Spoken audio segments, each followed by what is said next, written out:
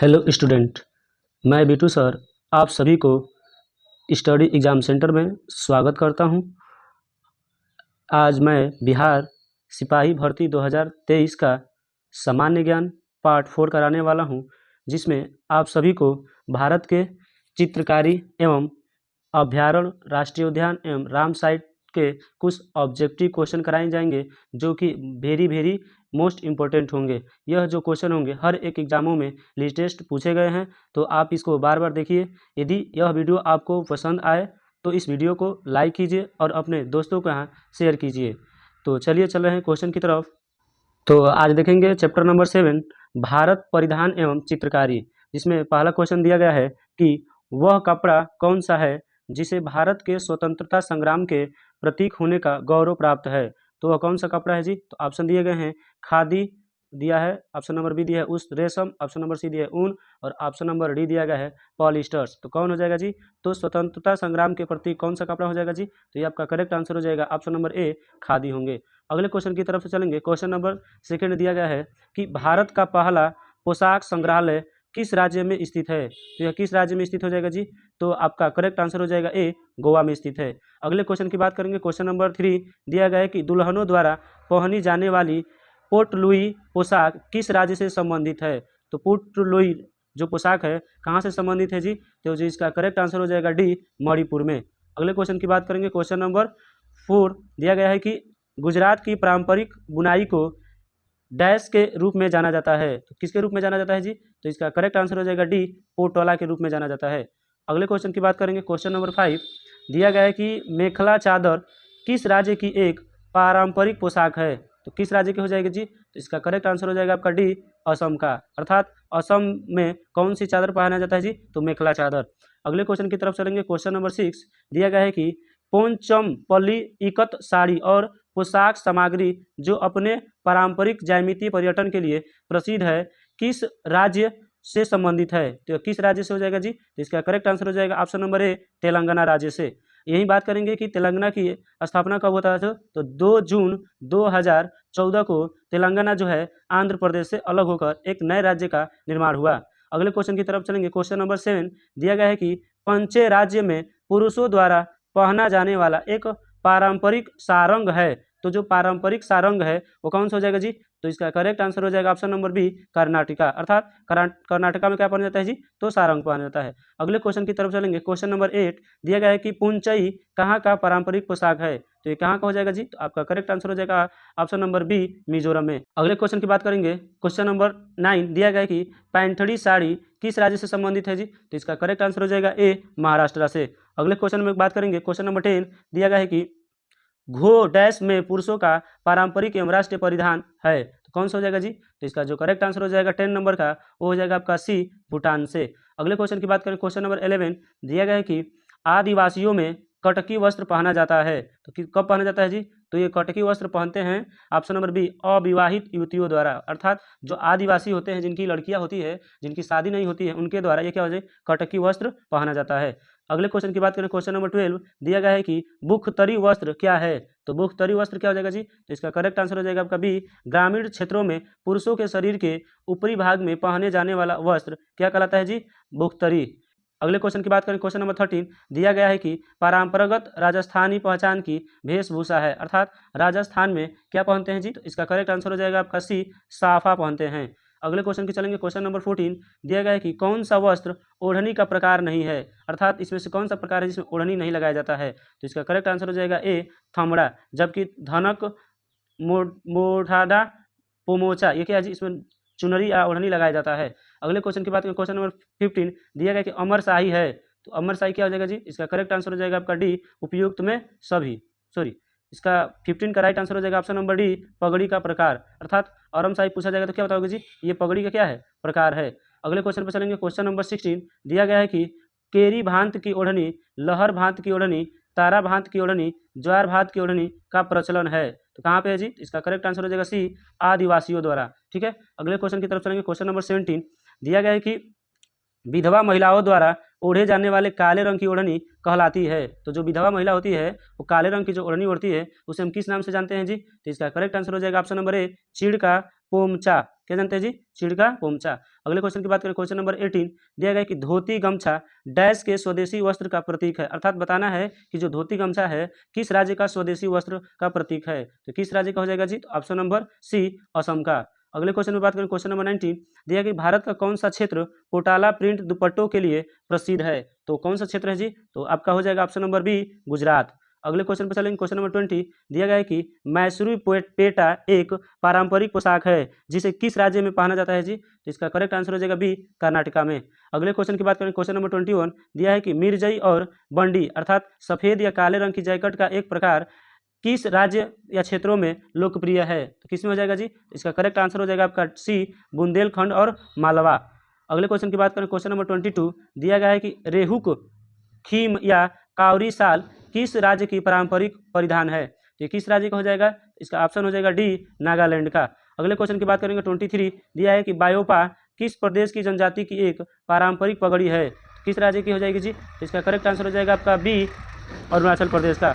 अगले क्वेश्चन की तरफ चलेंगे, क्वेश्चन नंबर 24 दिया गया है कि राहिदे की महिलाओं द्वारा ओढ़े जाने वाला एक लंबा दुपट्टा है जो उनके सिर को ठंडी हवा से बचाने के लिए साथ साथ उनकी परंपरागत सामाजिक आत्मीयता को प्रदर्शित करता है। यह किस राज्य से संबंधित है जी? इसका करेक्ट आंसर हो जाएगा आपका डी, हिमाचल प्रदेश से। अगले क्वेश्चन पे चलेंगे, क्वेश्चन नंबर 25 दिया गया है कि थांका चित्रकला में सूती या रेशम के बने बड़े कपड़ों पर भगवान के चित्र बने होते हैं। तो किस भगवान के चित्र बने होते हैं जी? तो भगवान बुद्ध के चित्र बने होते हैं। अगले क्वेश्चन की तरफ चलें, क्वेश्चन नंबर 26 दिया गया है कि किस बकरियों के आंतरिक फर को पश्मीना शाल नामक महीन शाल से बुना जाता है। तो किस से जाता है जी? तो 26 का जो राइट आंसर हो जाएगा आपका, और 26 का जो राइट आंसर हो जाएगा आपका ए, कश्मीरी बकरी से। अर्थात कश्मीरी बकरी से हम क्या कर सकते हैं जी? अच्छे अच्छे सालों को बुनाई कर सकते हैं। तो इसका करेक्ट आंसर हो जाएगा ऑप्शन नंबर ए। अगले क्वेश्चन की बात करें, क्वेश्चन नंबर 27 दिया गया है कि चेरियल क्रॉल भारत का एक लुप्तप्रिय कला के रूप में है जिसका अभ्यास कई पीढ़ियों में से एक परिवार नक्साकशी परिवार के द्वारा किया जाता है। वर्तमान के उस राज्य का नाम बताइए जहां यह कला है। तो कहां पर है जी? तो इसका राइट आंसर हो जाएगा डी, तेलंगाना में। अगले क्वेश्चन की बात करेंगे, क्वेश्चन नंबर 28 दिया गया है कि म्यूरल पेंटिंग्स का भारत में विकास कब हुआ था जी? तो इसका करेक्ट आंसर हो जाएगा आपका आंसर नंबर ए, 2री शताब्दी ईसा पूर्व से 10वीं ईसा शताब्दी पूर्व के बीच में। अगले क्वेश्चन की बात करें, क्वेश्चन नंबर 29 दिया गया किस समकालीन चित्रकार ने महात्मा गांधी पर चित्रों की एक श्रृंखला बनाई गई थी। तो किस चित्रकार का समकालीन जी? तो इसका करेक्ट आंसर हो जाएगा 29 का डी, अतुल डोंडिया के समय में। अगले क्वेश्चन की बात करें, क्वेश्चन नंबर 30 दिया गया है कि निम्नलिखित में से किस राज्य में कजली पेंटिंग पारंपरिक रूप से संबंधित है जिसमें ब्रश का उपयोग नहीं किया जाता है। तो इसका करेक्ट आंसर हो जाएगा ऑप्शन नंबर डी, राजस्थान में। अगले क्वेश्चन की बात करें, क्वेश्चन नंबर 31 दिया गया कि पैतकर पेंटिंग डैश के अद्वितीय सांस्कृतिक प्रतीक है। तो किसके हैं जी? तो 31 का राइट आंसर हो जाएगा आपके झारखंड। अगले क्वेश्चन पर चलेंगे, क्वेश्चन नंबर 32 दिया गया है कि गहनों में नक्शाकशी या खांचे पर रंगीन दंतवल्क से लेप चढ़ाने की प्रक्रिया को क्या कहा जाता है जी? इसका करेक्ट आंसर हो जाएगा आपका सी, मीनाकारी। अगले क्वेश्चन की तरफ चलेंगे, क्वेश्चन नंबर 33 दिया गया है कि भारत का कौन सा शहर कढ़ाई की सर्वाधिक पारंपरिक शैलियों में से एक चिकनकारी के लिए विश्व भर में प्रसिद्ध है। तो कौन सा हो जाएगा जी? तो 33 का राइट आंसर हो जाएगा आपका बी, लखनऊ। वारली लोक चित्रकारी किस राज्य की लोक कला का एक रूप है? किस राज्य का हो जाएगा जी? तो ये महाराष्ट्र के हो जाएंगे।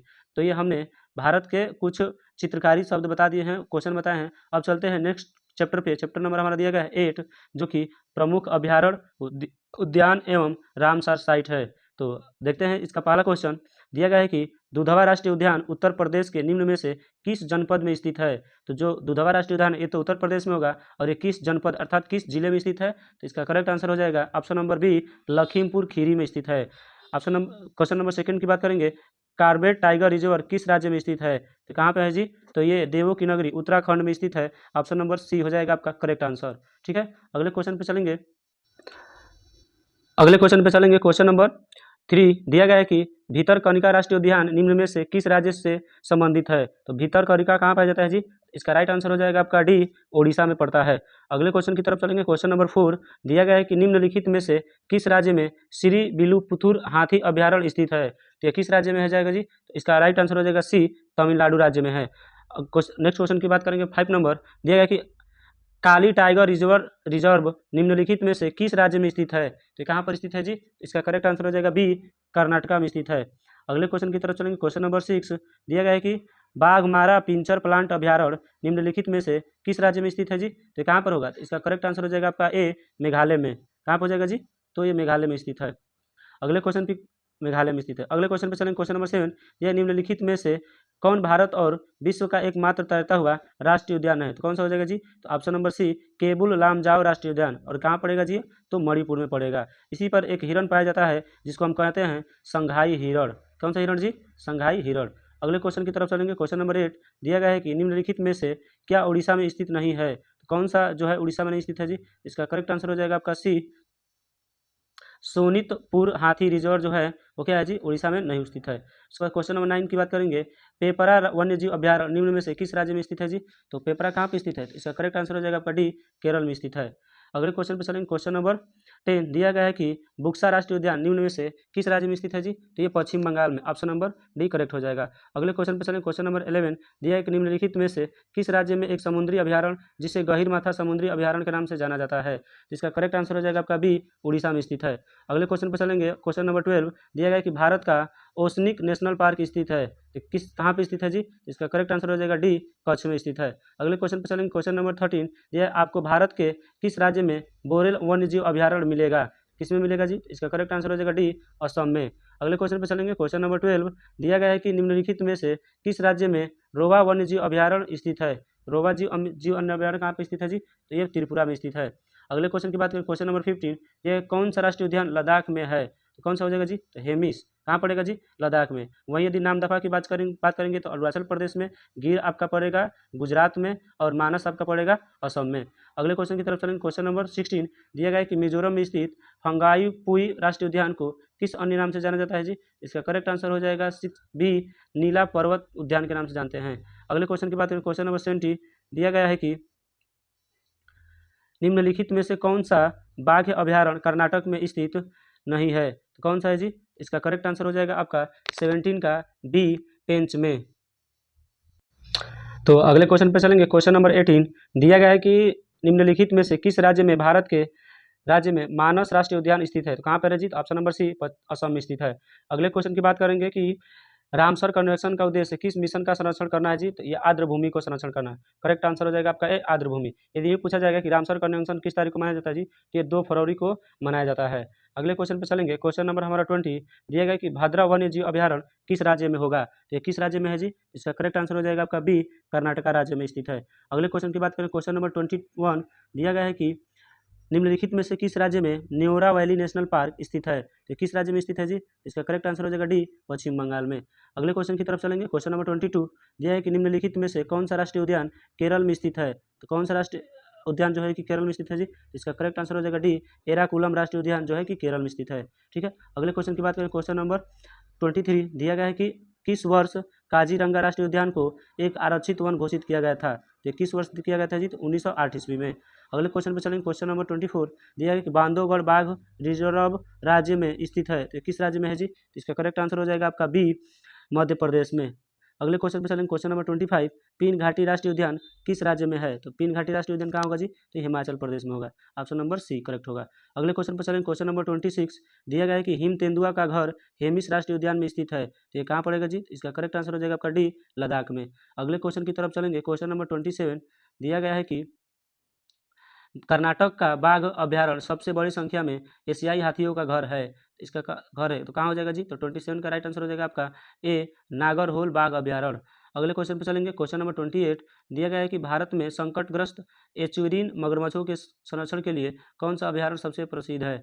कौन सा हो जाएगा जी? तो ऑप्शन नंबर बी, भितरकनिका वन्यजीव अभ्यारण्य जो कि उड़ीसा में पड़ेगा।